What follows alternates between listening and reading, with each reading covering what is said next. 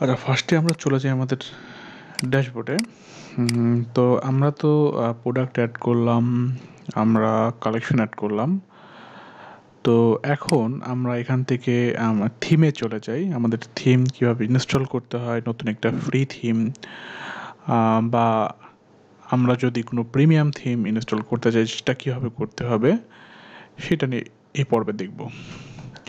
ওকে, দেখেন এখানে একটা থিমের নাম হচ্ছে ডিবার্ট। এটা অলরেডি অ্যাক্টিভ করা আছে। তো ইচ্ছা করলে আমরা এখান থেকে প্রিভিউতে গিয়ে দেখতে পারি। এটা প্রিভিউ এরকম দেখা যাচ্ছে, এরকম দেখা যাবে। আবার যদি আমরা অন্য কোনো ফ্রি থিম এরকম টাইপের আর কি ইউজ করতে চাই, তাও সেটাও দেখতে পারি। দেখেন এখানে একটু নিচের দিকে আসেন, দেখেন এখানে লেখা আছে ফ্রি থিম।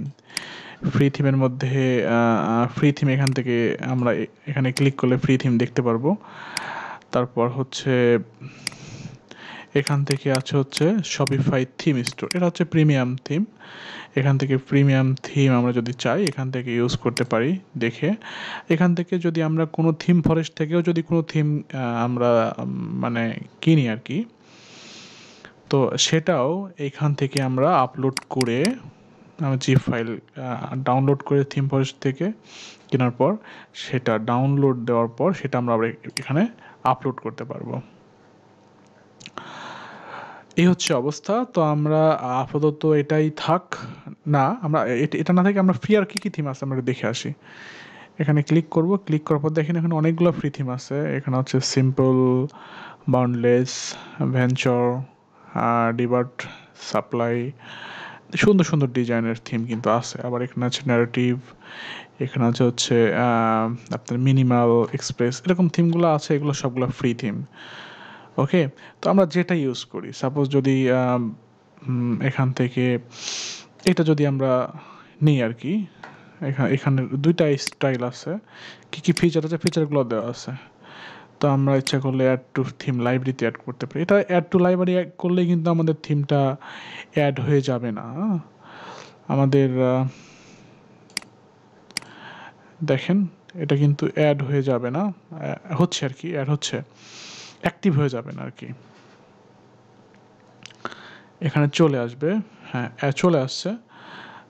তো আসার পর আমরা যদি এখানে যাই, সাপ্লাই থিমটা এটা নট কাস্টমাইজড ইয়ের, এখনও কাস্টমাইজড করা হয়নি।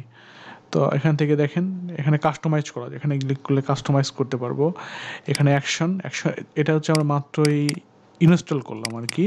এটা যদি আমরা দেখতে চাই, ধরেন এখানে পাবলিশে ক্লিক করলেই পাবলিশ হয়ে যাবে, মানে এটা অ্যাক্টিভ হয়ে যাবে। আমরা অ্যাক্টিভ না করেও আমরা দেখতে পারি। আমরা ইচ্ছা করলে এখানে প্রিভিউতে গিয়ে দেখতে পারি আসলে জিনিসটা দেখতে কেমন দেখা যাবে আমাদের থিমটা। এখানে যাওয়ার পর দেখেন এখানে অপশন আছে কার্টের, এখানে সার্চের অপশন আছে, এখানে লোগো দেওয়ার অপশন আছে, এখানে আবার স্লাইডার আছে।